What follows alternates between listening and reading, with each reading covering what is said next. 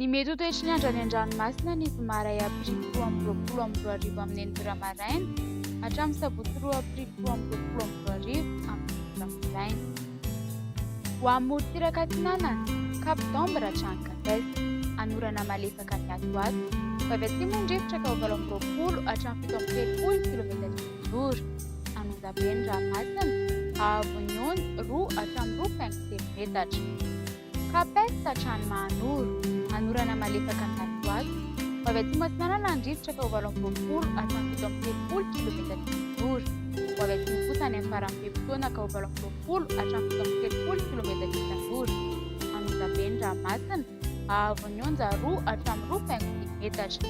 Sy androany avy atsimo atsinanana. Mahanoro hatrany Tolagnaro, anorana malefaka miatoato, ho avy atsinanana ny rivotra ka ho 6 hatramin'ny 12 km/h, ho avy avaratra atsinanana kosa any amin'ny tapany atsimo ka ho 9 hatramin'ny 20 km/h, ho avy atsimo ny any avaratry Mananjary ka ho 12 km/h, Anonjabe ny ranomasina, ahery indraindray, ahavon'ny onja 2.5 hatramin'ny 2.8 metatra. Sy androany avy atsimo atsinanana. Tolagnaro hatrany Cap Sainte-Marie, Ibalika ny masoandro, ho avy atsinanana avaratra atsinanana ny rivotra ka ho 20 hatramin'ny 70 km/h, ahatratra 70 km/h indraindray, ahery ny ranomasina, ahavon'ny onja 3 metatra.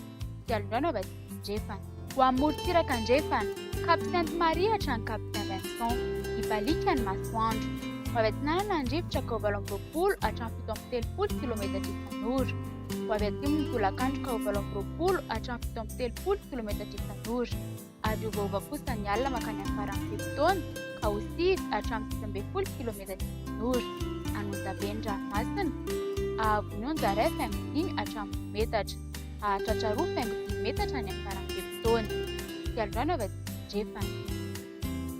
Cap Saint-Vincent hatrany Cap Saint-André, andrahona amin'ny sokotoko, ho avy atsinanana amin'ny fiandohan'ny Pepitona ka ho 9 hatramin'ny 20 km/h, ny ovaova kosa manomboka ny atoandro ka ho 7 hatramin'ny 12 km/h, adiny fanonja ny ranomasina, ahavon'ny onja 2.5 metatra, ahatratra 2.4 hatramin'ny metatra ny teny atsimo any amin'ny farany Pepitona noho ny alondrany avy atsimo.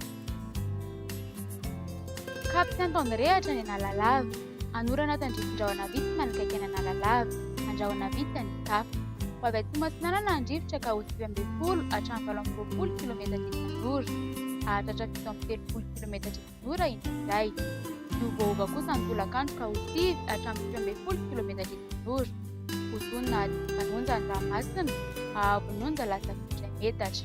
Analalava hatrany Cap d'Ambre, anorana tandrifin-drahona mety iray kotrika, ny ovaova mitokony rivotra ka ho 6 hatramin'ny 12 km/h, ahatratra 20 km/h indraindray ny maraina, manakaiky ny Analalava sy Cap d'Ambre, hosonina adiny fanonja ny ranomasina, ahavon'ny onja lasa 4 metatra.